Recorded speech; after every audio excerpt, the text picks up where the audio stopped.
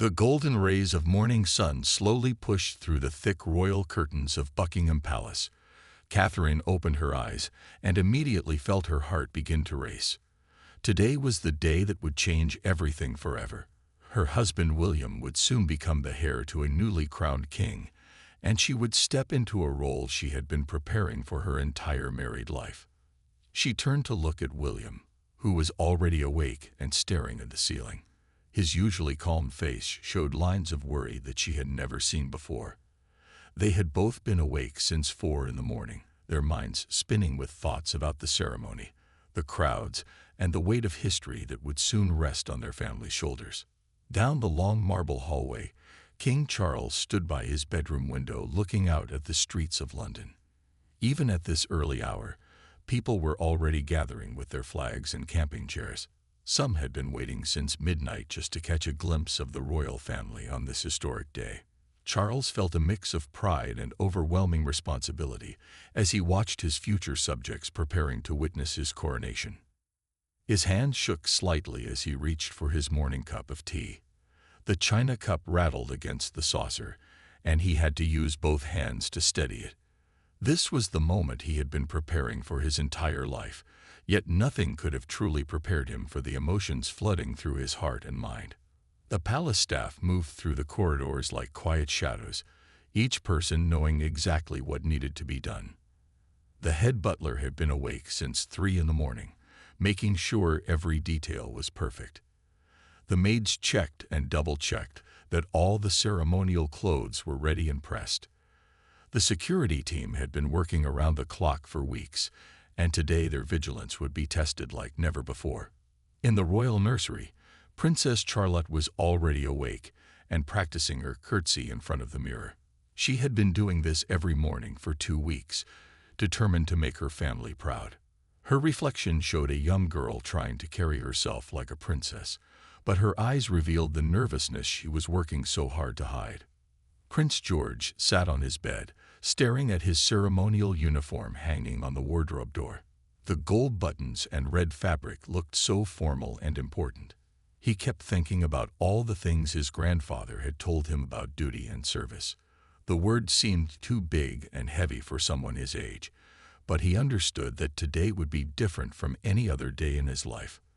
Little Prince Louis was still sleeping peacefully, unaware that when he woke up, his world would be completely different. His innocent dreams were undisturbed by the weight of royal responsibility that his older siblings were already beginning to feel. Camilla sat in her private sitting room, her hands folded in her lap as she looked at photographs from her engagement to Charles. The journey to this day had been long and sometimes difficult, filled with public scrutiny and private doubts. But now, as she prepared to become queen consort, she felt a deep sense of purpose and determination. The kitchen staff had been preparing the royal breakfast since 5 in the morning, but everyone knew that appetites would be small today. Nervous stomachs and racing hearts left little room for food, even though the day ahead would require all their strength and energy. As the sun climbed higher in the sky, the sounds from the street grew louder. Crowds were singing patriotic songs, children were laughing, and the excitement in the air was almost touchable. Inside the palace walls, the royal family could feel this energy, and it both thrilled and terrified them. The countdown to the most important day in their lives had begun, and there was no turning back now. Princess Anne walked into the children's preparation room with the confidence that only years of royal experience could provide. She found Prince George standing stiffly in front of a full-length mirror, his small hands trying to adjust his ceremonial collar. The young prince looked uncomfortable in his formal uniform, and his face showed the worry of a child who desperately wanted to do everything perfectly. Anne knelt down to his eye level and smiled warmly. She had been through many royal ceremonies in her lifetime, and she understood exactly what George was feeling right now. Her gentle hands helped him straighten his jacket while she spoke to him in a calm, reassuring voice that only a loving aunt could provide. George looked up at her with wide, questioning eyes. He asked if he would remember all the steps he had practiced, if he would walk at the right speed, and if he would make his father and grandfather proud. His voice was small and uncertain, showing the vulnerability that he usually kept hidden behind his royal training. Anne told him stories about her own first big royal ceremony when she was young. She explained how nervous she had been and how her mother, Queen Elizabeth, had given her special advice that helped her feel brave. She whispered to George that the secret was to focus on one person in the crowd who was smiling at him, and that would help him feel less scared. Meanwhile, in another wing of the palace, Camilla stood perfectly still while her personal dresser made the final adjustments to her coronation gown. The dress was a masterpiece of silk and embroidery that had taken months to create. Every bead and thread had been placed with careful attention to royal tradition and modern elegance. Camilla looked at herself in the ornate mirror that had reflected the images of queens and princesses for generations. But instead of seeing just the future queen consort, she saw a woman who had traveled a very long and sometimes painful journey to reach this moment. Her path to the throne had not been easy or traditional, and there had been times when she wondered if this day would ever come. She thought about all the criticism she had faced over the years, all the doubts that people had expressed about her role in the royal family. Today would be her chance to show the world that she was ready to serve her country with dignity and grace. Her hand smoothed the silk fabric of her dress as she whispered a quiet prayer for strength and wisdom. In the royal kitchen, the staff worked with nervous energy to prepare a light breakfast that probably would not be eaten. The head cook knew from experience that royal stomachs were rarely interested in food before big ceremonies, but tradition demanded that a proper meal be prepared and offered. The security team conducted their final checks throughout the palace, making sure every entrance, every window, and every corridor was properly monitored. They had been planning for this day for over a year, but the responsibility of protecting the royal family during such a public event weighed heavily on their minds. Charlotte practiced her curtsy one more time in the privacy of her room, counting the seconds in her head just like her etiquette teacher had shown her. She wanted everything to be perfect, not just for herself, but for her entire family. The young princess understood that millions of people would be watching, and she felt the weight of representing her generation of royals. Louis finally woke up and immediately sensed that something special was happening. The unusual activity in the palace, the formal clothes laid out for him, and the excited whispers of the staff all told him that today was not an ordinary day. His natural curiosity began to overcome his sleepiness as he started to understand the importance of what was about to happen. The morning was moving quickly now, and soon it would be time to leave the safety and privacy of the palace for the very public ceremony that awaited them. King Charles walked slowly through the long portrait gallery, his footsteps echoing softly on the polished marble floor. The walls were lined with paintings of kings and queens who had ruled before him, their painted eyes seeming to watch his every move. Each portrait told a story of duty, sacrifice, and the heavy burden of wearing the crown. He stopped in front of his mother's portrait, Queen Elizabeth II, which had been painted just a few years before her passing. Her kind but determined expression looked down at him with what seemed like understanding and encouragement. Charles felt her presence strongly in that moment, as if she were standing beside him, ready to offer the wisdom and guidance she had given him throughout his life. The morning light streaming through the tall windows cast long shadows across the gallery, creating an almost sacred atmosphere. Charles thought about all the conversations he had had with his mother about this day, all the lessons she had taught him about leadership, duty, and putting the needs of the nation before personal desires. He remembered being a young boy and asking her what it felt like to be queen. She had told him that the crown was not just a piece of jewelry, but a symbol of service to millions of people who would depend on him to make wise decisions and represent their hopes and dreams. Those words felt more real and important now than they ever had before. Down in the palace vaults, the crown jewels were being carefully prepared for transport to Westminster Abbey. The imperial state crown, with its ancient diamonds and precious stones, sat in its special case surrounded by armed guards. Each jewel had its own history, some dating back hundreds of years, all carrying the weight of royal tradition and the expectations of the British people. The officials handling the crown moved with extreme care and reverence, knowing that they were touching objects that had crowned kings and queens for centuries. The Street Edward's crown, which would actually be placed on Charles's head, was even more ancient and sacred.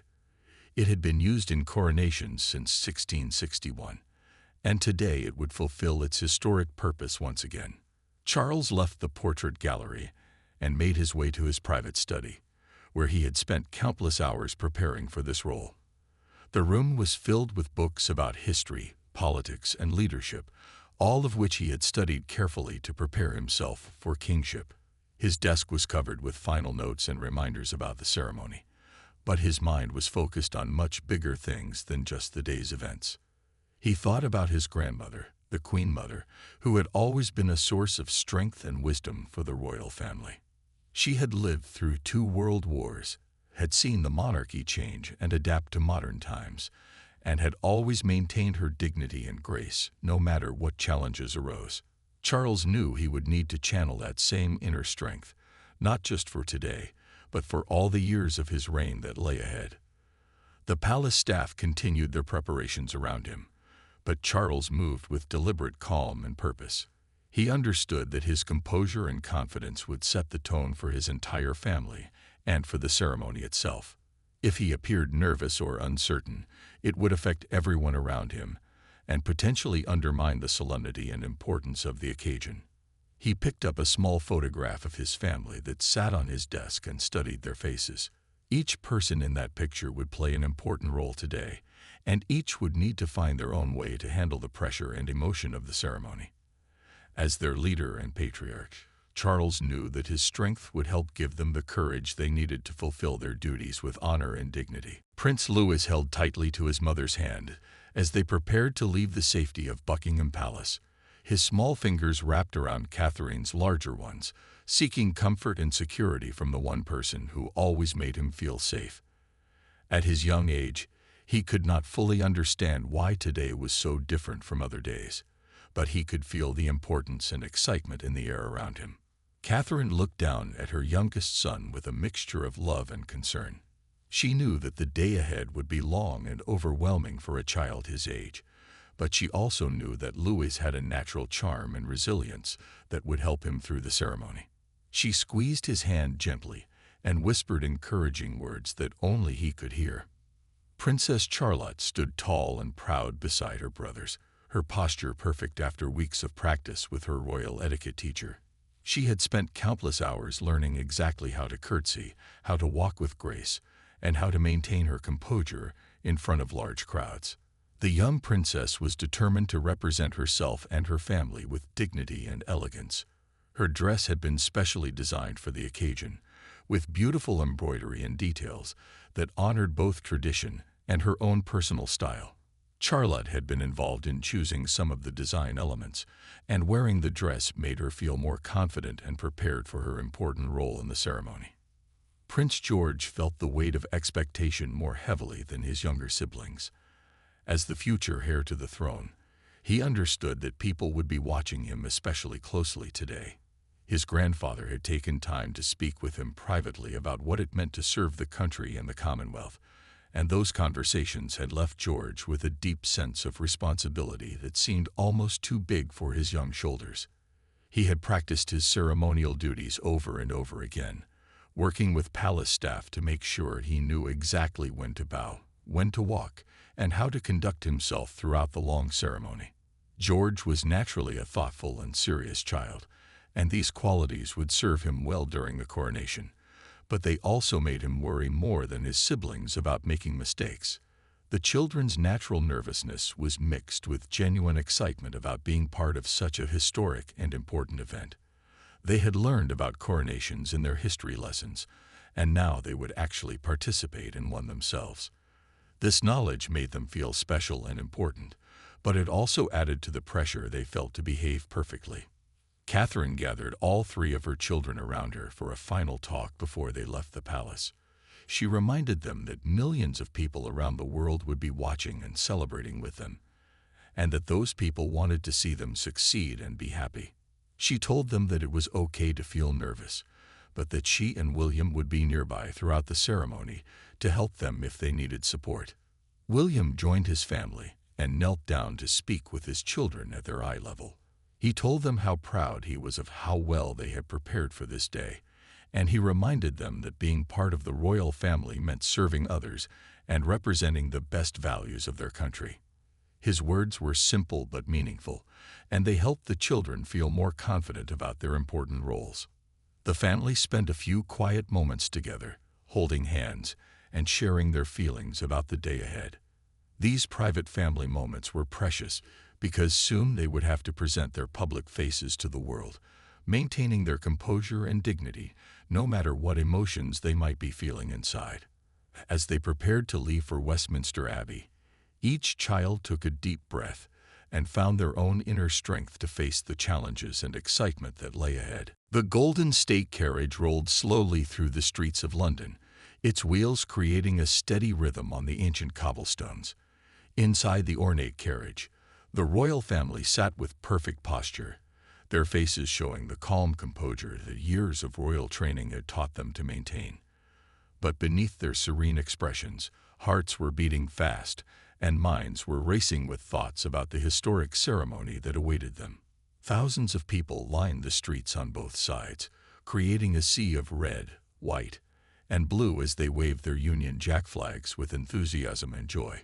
Children sat on their fathers' shoulders to get a better view. Elderly people wiped tears from their eyes, and families who had traveled from all corners of the United Kingdom cheered with genuine excitement and pride.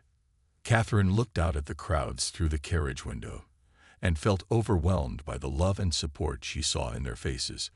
These were people who had woken up before dawn, who had traveled long distances, and who had waited for hours just to catch a glimpse of the royal family on this special day. Their dedication and loyalty touched her heart deeply. She reached over and briefly squeezed William's hand, a small gesture that spoke volumes about their partnership and the strength they drew from each other. William squeezed back, and in that moment they both felt the deep connection that had carried them through many challenges and would help them face whatever lay ahead. The crowds grew thicker and more excited as the carriage approached Westminster Abbey. The sound of their cheers became almost overwhelming, creating a wall of sound that seemed to surround the carriage completely. People were singing patriotic songs, calling out well wishes, and creating an atmosphere of celebration that was both thrilling and intimidating. Charles looked out at his subjects with deep humility and gratitude, knowing that their loyalty and support were both a precious gift and an enormous responsibility. These people were trusting him to lead them wisely, to represent their values and hopes, and to serve their needs above his own personal interests. The weight of that trust felt heavier than any crown could ever be. Young Prince Louis pressed his face to the carriage window, fascinated by all the people and activity outside. His natural curiosity and excitement helped him forget his earlier nervousness, and his genuine smiles and waves to the crowd brought joy to everyone who saw him. His innocent enthusiasm reminded the adults in the carriage of the wonder and magic that this day truly held. Princess Charlotte maintained her perfect posture and royal demeanor, but her eyes sparkled with excitement as she took in the spectacle around them. She had never seen so many people in one place before, and the energy and happiness of the crowd made her feel proud to be part of such an important and beloved institution. Prince George watched everything with serious attention, understanding more than his siblings about the historical significance of what was happening. He saw not just excited crowds, but citizens of the Commonwealth who were participating in a tradition that connected them to centuries of British history and culture. The family exchanged subtle glances and small smiles, sharing private moments of connection that helped them maintain their composure in the face of such an overwhelming public display. These tiny interactions reminded them that despite all the ceremony and tradition, they were still a family who loved and supported each other. As Westminster Abbey came into view, its ancient towers rising majestically against the London sky, the reality of what was about to happen hit each family member in their own way. This was no longer just preparation or practice. This was the moment when Charles would become king and their lives would change forever. Westminster Abbey stood before them like a magnificent stone guardian of history, its ancient walls having witnessed nearly 1,000 years of royal ceremonies. weddings, and coronations. The Gothic architecture reached toward the heavens, and every carved stone seemed to whisper stories of the kings and queens who had walked through these same doors throughout the centuries. As the royal family stepped out of their carriage, the weight of history pressed down upon them like a gentle but persistent hand. The Abbey's bells rang out across London, their deep, resonant tones announcing to the entire city that the coronation ceremony was about to begin. People throughout the capital stopped what they were doing to listen to those ancient bells and to be part of this historic moment. Religious leaders from many different faiths had gathered to witness the ceremony, representing the modern, diverse nation that Charles would now lead. There were Christian bishops, Jewish rabbis, Muslim imams, Hindu priests, and Buddhist monks, all coming together to show their support for the new king and to demonstrate the unity that existed within Britain's multicultural society. The family walked slowly up the Abbey's steps, each footfall echoing the steps of countless royals who had made this same journey before them. The red carpet beneath their feet led them toward their destiny, and with each step forward, they could feel the eyes of the world watching their every movement. Inside the Abbey, the atmosphere was both solemn and electric with anticipation. Nearly 2,000 invited guests filled the ancient pews, including heads of state from around the world, members of parliament, religious leaders, and representatives from charities and organizations that Charles had supported throughout his life as Prince of Wales. The family took their designated places with practiced precision, each person knowing exactly where to stand and when to move based on months of careful rehearsal. Yet beneath their formal exterior, hearts raced and emotions swirled like autumn leaves in a strong wind. This was not just another royal ceremony, but a sacred moment that would change their lives forever and define their roles for generations to come. The ancient stones of Westminster Abbey seemed to absorb and hold the energy of the moment, as if the building itself understood the importance of what was taking place within its walls. Sunlight streamed through the magnificent stained glass windows, casting colorful patterns on the floor and creating an almost heavenly atmosphere throughout the sacred space. Charles looked around at the abbey where his mother had been crowned decades before, where he had been married, and where so many important moments in royal history had taken place. The continuity of tradition felt both comforting and overwhelming, connecting him to a chain of service and duty that stretched back through the centuries. Camilla sat in her designated place, her hands folded carefully in her lap, as she prepared to witness her husband's transformation from prince to king. She thought about all the private conversations they had shared about this day, all the preparation and planning, and all the dreams and concerns they had expressed to each other in quiet moments when no one else was listening. The children sat with remarkable composure for their ages, understanding instinctively that this was a moment requiring their best behavior and deepest respect. They had been taught about the significance of Westminster Abbey and the importance of the coronation ceremony, but being actually present in this sacred space made everything feel more real and more meaningful than any lesson could have conveyed. William felt the weight of his own future settling upon his shoulders as he watched his father prepare for coronation. He knew that someday, perhaps many years in the future, he would stand in this same place and take on the same responsibilities that his father was accepting today. The thought was both inspiring and sobering, filling him with determination to live up to the expectations that would someday rest upon him.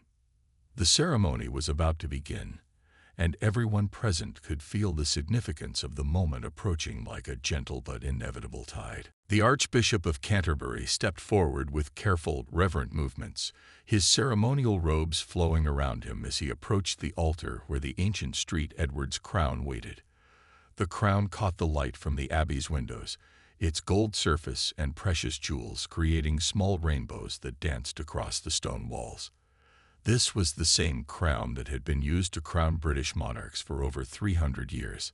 As the Archbishop lifted the crown high above his head, a profound silence fell over Westminster Abbey that seemed to extend far beyond its walls, reaching across the entire nation and around the world. In that moment of perfect quiet, everyone present could feel the weight and significance of what was about to happen.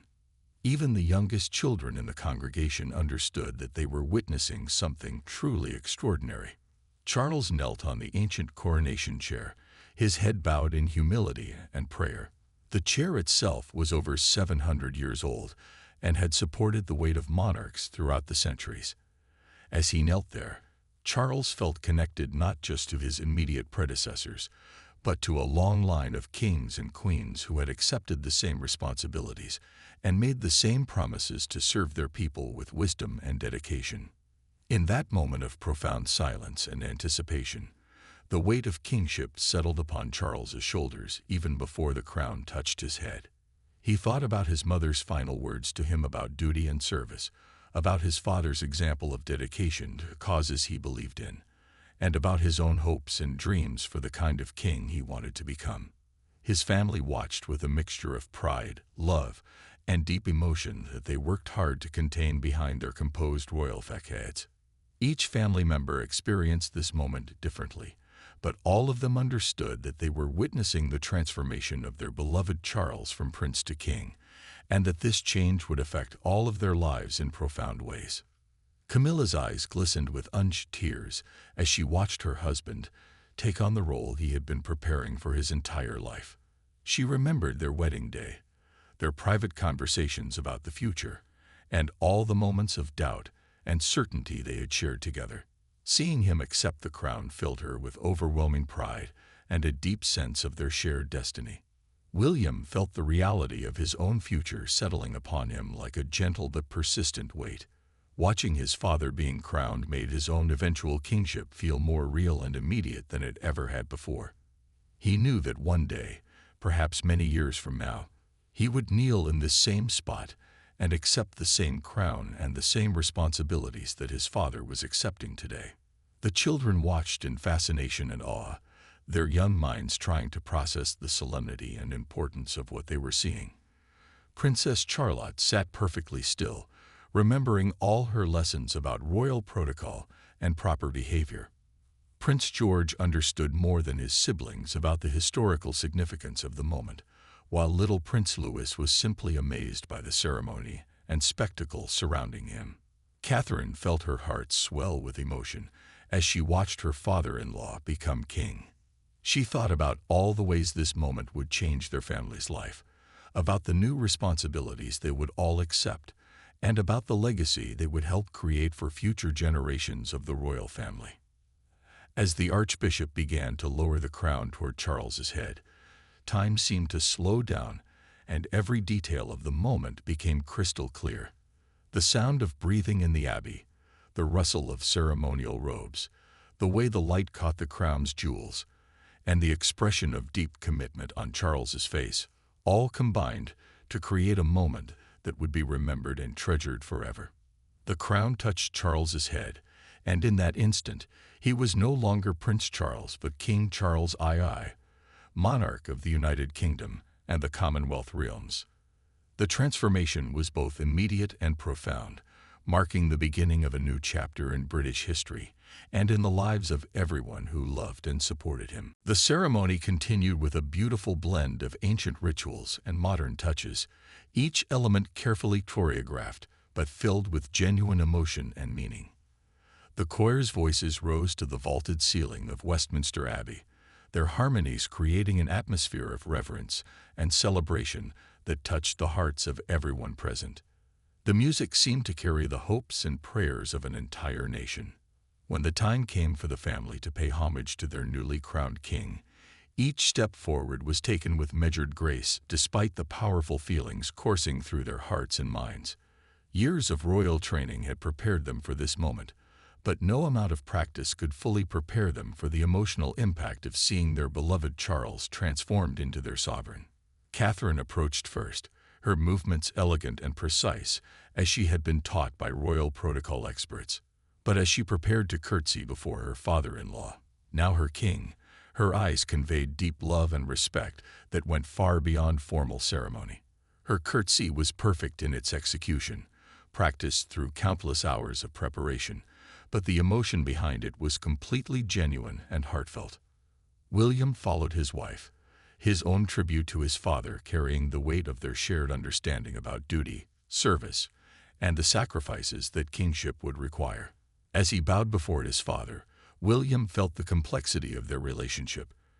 Charles was not just his king now, but still his father, mentor, and friend.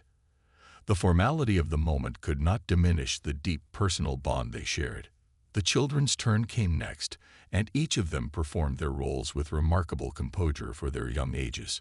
Princess Charlotte's curtsy was graceful and confident, the result of weeks of practice and her natural poise. She looked directly at her grandfather's eyes as she paid her respects, showing both proper protocol and genuine affection. Prince George's bow was solemn and respectful, reflecting his serious nature and his growing understanding of royal responsibility. Even at his young age, he seemed to grasp the significance of the moment and the importance of showing proper respect to the newly crowned king who was also his beloved grandfather. Little Prince Louis managed his bow with childlike sincerity that charmed everyone who witnessed it. His natural innocence and lack of self-consciousness brought a touch of warmth and humanity to the formal ceremony, reminding everyone present that beneath all the pageantry and tradition, this was still a family celebrating an important milestone together. Throughout these personal moments, photographers captured every gesture and expression, while television cameras broadcast their images to millions of viewers around the world. The family remained acutely aware of this global audience, but they managed to maintain their composure and dignity, while still allowing glimpses of their genuine emotions to show through their formal facades. The ancient words of the coronation service continued to echo through the abbey, connecting this modern ceremony to centuries of British tradition and royal history. Each prayer, each musical selection, and each ritual element had been carefully chosen to honor the past while acknowledging the realities of contemporary monarchy and the diverse nation that Charles would now lead. Religious leaders from various faiths offered blessings and prayers, representing the multicultural Britain that had evolved during Charles's lifetime. Their participation demonstrated the monarchy's commitment to serving all citizens regardless of their background or beliefs, and their words added depth and meaning to the ceremony that resonated with people of many different traditions. As the formal coronation ceremony drew toward its conclusion, the family members found themselves both exhausted by the emotional intensity of the experience and energized by the significance of what they had accomplished together. They had successfully navigated one of the most important and challenging days in their lives while maintaining the dignity and grace that their roles demanded. The moment was approaching when they would leave the sacred space of Westminster Abbey and face the celebration and scrutiny of the outside world, carrying with them the memory of this transformative day and the knowledge that their lives had been forever changed by the weight and honor of the crown. As the newly crowned King Charles III emerged from Westminster Abbey with his family walking beside him, the cheers of the waiting crowd washed over them like a powerful wave of acceptance, joy, and hope. The sound was overwhelming and beautiful, representing the voices of thousands of people who had gathered to witness this historic moment and to show their support for their new monarch and the royal family. The heavy St. Edward's crown sat upon Charles's head with the weight of centuries of tradition and responsibility, but his step was light and confident with the knowledge that he had successfully completed the ceremony he had been preparing for his entire life. The crown that had once seemed so daunting now felt like it belonged there, and Charles carried himself with the dignity and grace of a man who had finally accepted his destiny. His family walked beside him with their faces now showing the subtle relief and genuine joy that comes after a major milestone has been achieved with honor and success. The nervous tension that had filled their morning hours had been replaced by a sense of accomplishment and pride in what they had accomplished together as a family and as representatives of the British monarchy.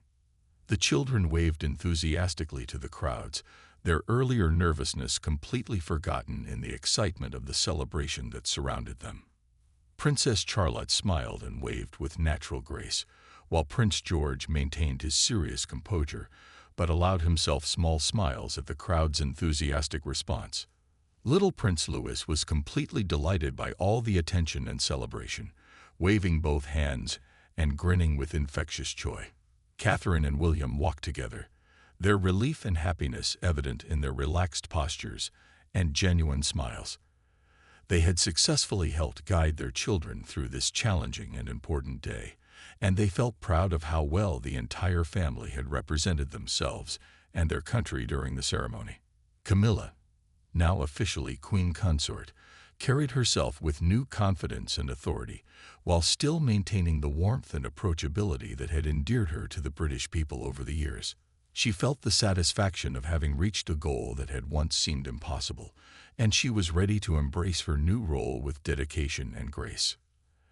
As they made their way back toward Buckingham Palace, each family member carried within themselves the knowledge that they had witnessed and participated in a truly historic moment that would be remembered and celebrated for generations to come. The day that had started with nervous anticipation and worry had transformed into a beautiful testament to duty, family unity, and the enduring strength of British royal tradition. The crowds continued to cheer and celebrate as the royal procession moved through the streets of London. Children threw flower petals, elderly people wiped tears of joy from their eyes, and families took photographs that would become treasured memories for years to come. The entire city seemed to be celebrating, and the energy and happiness of the people created an atmosphere of national unity and pride. Back at Buckingham Palace, the family would soon appear on the famous balcony to greet the crowds and to share this moment of triumph with the nation. But for now, in these quiet moments between the Abbey and the palace, they could reflect privately on what they had accomplished and on the new chapter in their lives that was just beginning. King Charles II looked out at his subjects with deep gratitude and humility, knowing that their support and loyalty would be essential to his success as a monarch. He felt the weight of their expectations and their trust, but he also felt their love and encouragement, which gave him strength and confidence for the challenges and opportunities that lay ahead. The coronation was complete, but the real work of kingship was just beginning. As their carriage rolled toward the palace, the royal family carried with them the blessings of their people, the wisdom of their ancestors, and the determination to serve their country with honor, dignity, and love for many years to come.